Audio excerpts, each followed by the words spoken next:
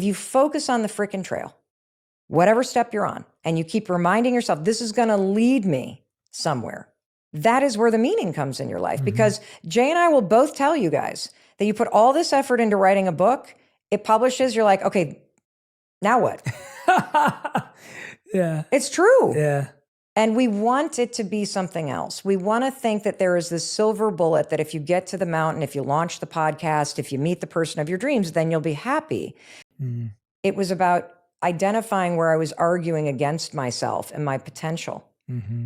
And it was allowing myself to get back on the trail or start walking across that bridge.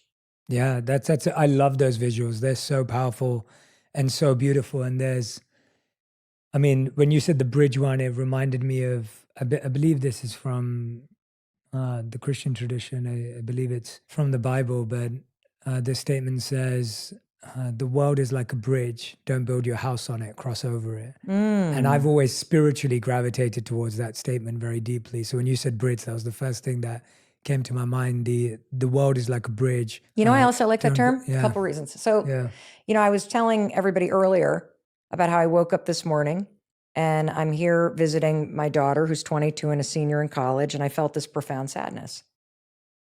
And I noticed it and I allowed myself to feel it because I wouldn't feel that if I didn't love her so deeply, right?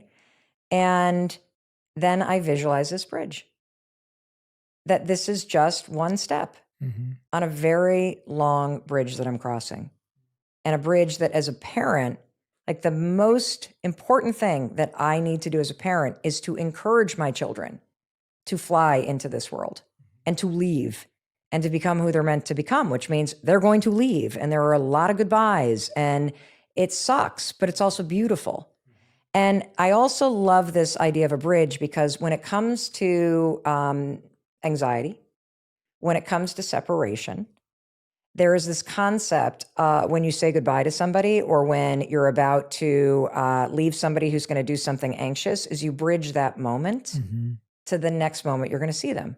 So I'm sure you do this when you say goodbye to your parents in the UK. You hug and say, I can't, you know, for me, I just said, I can't wait to see you on Thanksgiving break.